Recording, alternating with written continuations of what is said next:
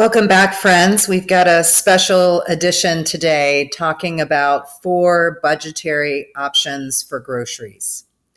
This is the Thrifty Food Plan channel, which typically focuses on the USDA's Thrifty Food Plan. If you like what you see here, please hit that like button and hit the subscribe button, trying to get more eyes on this channel. So this channel focuses almost exclusively on the USDA's Thrifty Plan, which is the basis of federal SNAP benefits or food stamps. It is the minimum cost to eat a nutritious diet. And when they are putting it together, the USDA does consider what the bottom 25% of people in the United States actually spend on groceries. That's the bottom quartile, the bottom quarter.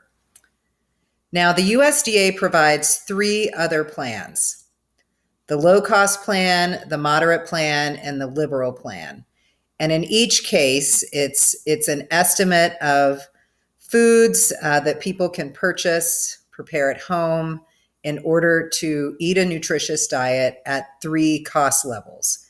And from a policy perspective, these plans are often used to set child support payments, alimony payments, foster care payments. States and municipalities and courts typically use them in that way. Bankruptcy courts actually use the low-cost plan if you've declared bankruptcy and you have to have a budget while you're in bankruptcy. Bankruptcy courts use the low-cost plan to estimate food costs. The Department of Defense uses the liberal plan to determine the basic allowance for subsistence for our men, women, and third gender folks in the military. And, each of these plans sort of is based on what people actually spend on groceries, or at least it factors it in. In the case of the low-cost plan, it's kind of the folks in not the bottom quartile, but the next to bottom. For moderate, it's folks not in the top quartile, but in the one right below that. And then the liberal plan is informed by purchase habits of folks who are in that top quartile spending the most on groceries. So generally, across the plans, as you go through each level, you'll be buying more food and you'll be buying more expensive food. So on the Thrifty Plan, which is what I use as a 51 to 70-year-old woman every week, according to the USDA plan, I'm supposed to be buying about 33 pounds of food at an average cost per pound of $1.56. So my weekly base allotment is $51.10 in order to do that. On the low-cost plan, you buy a little bit more extra food that's a little more expensive, and your base weekly allotment goes up to $57.20. For the moderate plan, you get almost 6 pounds more food that costs a little bit more than the Thrifty Plan per pound, and your base weekly allotment would be $71.10. The most expensive plan is the liberal plan, where you buy 8.5 pounds more food and it's more expensive food. It's about 51 cents more per pound on average. And in the liberal plan, the weekly base allotment would be $85.40. Nutritionally, the USDA assumes, across these plans, as your pounds go up and your costs go up, that you're buying more grains, dairy, fruits, and vegetables. You're not buying more crap, You're not buying more processed foods, more packaged foods. You're buying more whole grains, more dairy, more fruits, more vegetables. So that is nutritionally important across all of these plans. So as you consider kind of what to select in your budget option, I would encourage everyone to start with the Thrifty Food Plan. Try it for 30 days and then sort of determine, are you running out of food before the end of each week? Do you feel hungry? Start with the Thrifty Plan. And if either of those things are true for you or your family, Then you've got to think about, can you afford to spend more money on food?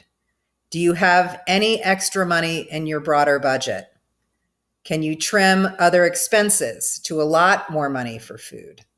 Right? So maybe you have a cable package or a bunch of TV subscriptions, right? Maybe you could cut one of those subscriptions in order to give yourself a little bit more money for food. If you do have more money that you can spend on food, move up to the low cost plan and try it for 30 days. See how that works. And if it's still not working for you, you're still running out of food, you're still feeling hungry, then repeat the same trial period with the moderate and liberal plans if you need to.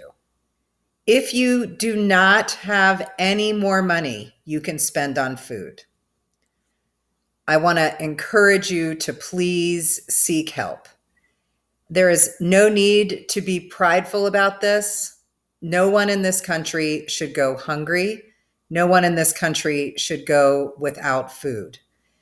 So please set the pride aside, visit food pantries, seek help from houses of worship, from any city and county services that might be available to you. If you have children, talk to your public schools. I know when the college phenom was in K-12, not in college, her schools often had programs where they would send Friday food baskets home to help ensure children in the public school had access to healthy food over the weekend. And your public schools may well offer that kind of benefit or can connect you to that kind of benefit.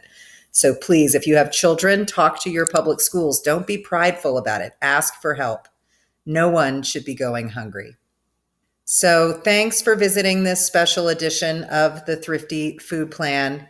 Little different kind of video this go round, but did just want to talk about some of the budgetary options that the USDA provides to us from the Thrifty Food Plan that does inform the SNAP benefits program, the food stamp program, all the way through a more liberal allocation of dollars for groceries. So if you like what you saw and heard here, please hit that like button and please subscribe. Thanks so much for visiting, and we'll see you on Thursday.